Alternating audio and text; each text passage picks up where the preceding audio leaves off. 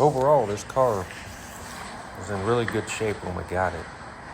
You know, no longer have the wheels. Really nothing wrong with it.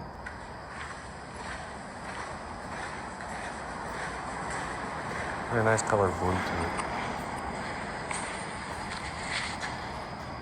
Here you see it had its interiors was all there. Maybe one or two wood screws holding some things in all there. It was just a quick layout of the roll cage, and then this is us just kind of tearing the dash out, making a mess of everything. Still cleaning the car out. Made a mess. Started to mock up the roll cage here. Got some of the plates welded in. Now we got Chris. Alright, so you showed him the car though? Yeah. Alright, trying to put a roll cage. Got the welds on the back, so the top looks professional. We're gonna tack this thing in and beat it where it needs to be. So if you can't hear him because of the fan in the back, these are the 6x6 plates for the roll cage. Working, about to get them welded in, and then maybe try this other one that we finagled with half the day. Don't know if we decided we're gonna mess with it or not. So we'll be back shortly to see if this works. This is the beginning where we start welding the plates into the body.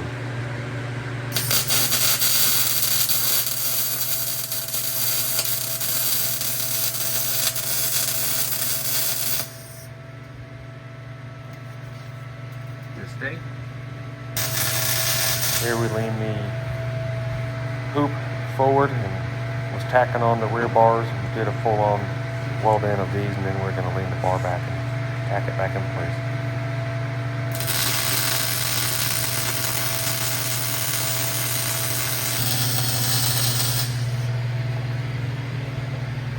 Here we have Chris pretzeled up in there, tacking in or welding. Actually, we're fully welding in the pillar bars. Quick pick of them. And after I tacked in I welded in the back plate. Chris is laying some beads down on the rear bar. All right, so Chris just left, and we got our blue Firebird we're working. I got the rocker bars cutting in place today along with the door bars. Waiting for the SFI book to come out. We're gonna go ahead and just convert this thing over to a 25.5. We ended up getting it welded in, all the lower plates. And then we ended up doing these back plates and getting the cage in.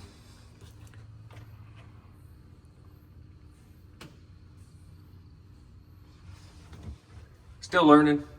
We'll take it for what it is. That right there is kind of, there was a big gap there I had to fill in. But overall, still learning, but everything is perfectly symmetrical. Everything's lining up like it should. We still need to put the X in, and I'm not going to put the down bars in now on the side, the tunnel bars, due to the fact that I got to have a lower cross brace bar, tunnel bar, and then two upper. I believe I've got to have another dash bar, and then up here I've got to put some gussets. We'll get all that when I get the book. I'll get it all ordered. Anyways, we're making progress. Starting to look like it's coming together. Decided to do a 25.5 on it just because of what we're going to be doing with it. Going to be faster than 850. So anyways, we're trying to keep this stuff caught up for Marshall. He's been on us pretty good. I will get these all done and sent out to you here soon. See you guys later.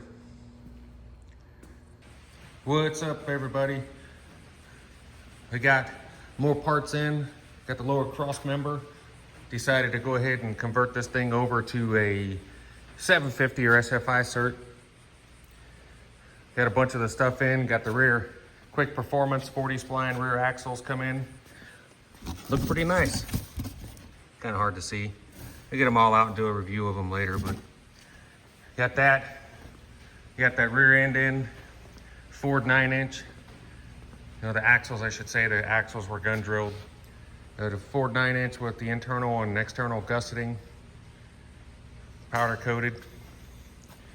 Again, I'll get this thing out and get it looked at, but so far, pretty good looking component. When we get them all out and made some progress on the inside, I'm gonna go through today and get these lower bars welded in and get the upper bars coked out a little better and go from there.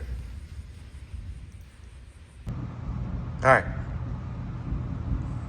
Using a little cheap level, just temporarily, but what I'm doing is using an angle finder because we laid this bar back a little bit. Taking that angle finder and I'm gonna get on a computer. There's a program out there where you put that angle in. You can print up your template and make your cuts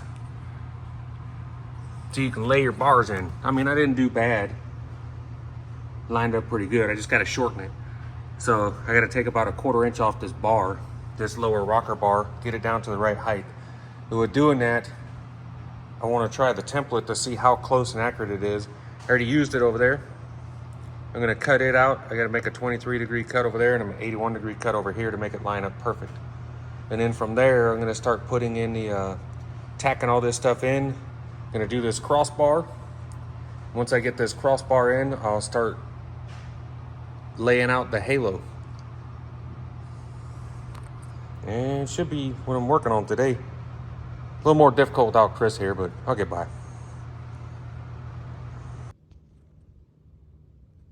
All right, so I ended up not wanting to spend a bunch of money. So with that, I ended up doing some research and found an online program for cutting the angles out in the tubing, kind of saved some time. So what I ended up doing is I found my digital protractor and started using that to make some measurements, and kind of worked out pretty well.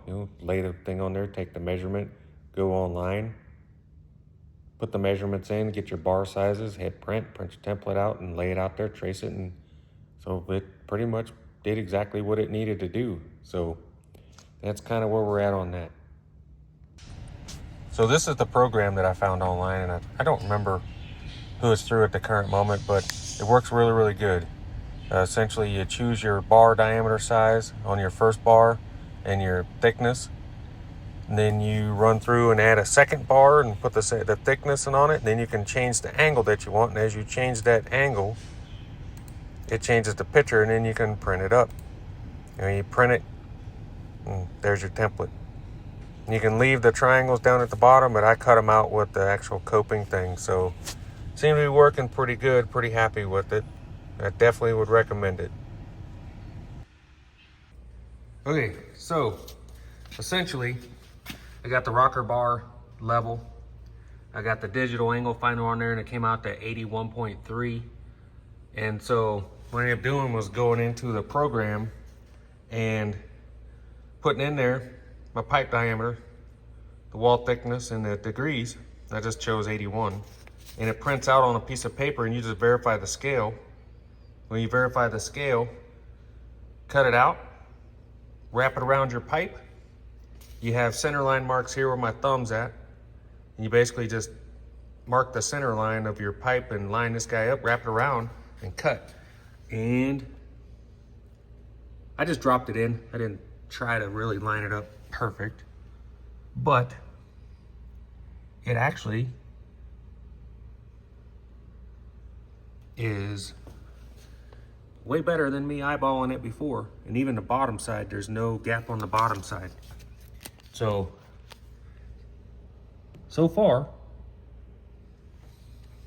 my idea worked. So not shabby. We shall see.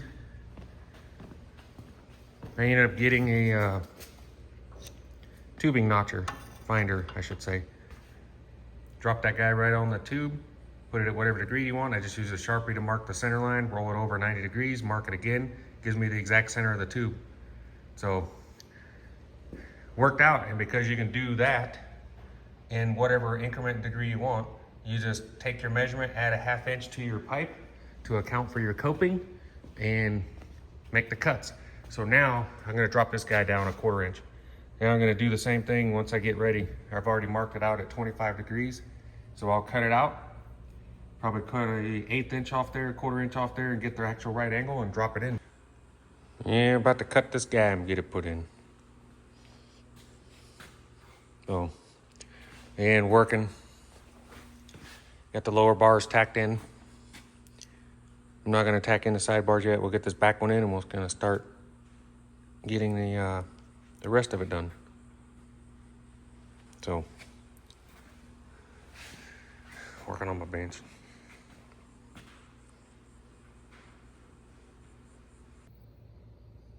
All right, so I ended up using 4.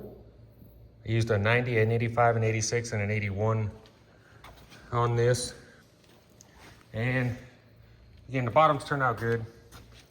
That cross pipe is now in. Probably gonna take it down another 1/2 inch or so. But overall, using the angle finder, getting the angles to this guy here on the inside, because it didn't 90 it off because it's kicked back a little bit. Up there, I need to trim up a little bit, but overall getting a quick angle, a measurement plus a 1/2 inch, plus 1/4 inch on either side, and going and printing it up. Really, it's starting to come together. I think I'm almost done until Chris gets here because I'm gonna need the halo. So using the multitude, you know, I got my welder, using the drill press with the 1 5/8" drum, all kinds of crap on the workbench. But overall, what I found the easiest was to mark it with the paper, use the portaband to get the rough cuts, and then use the die grinder to get the final little cleanup. And that gives me the quickest turnaround. So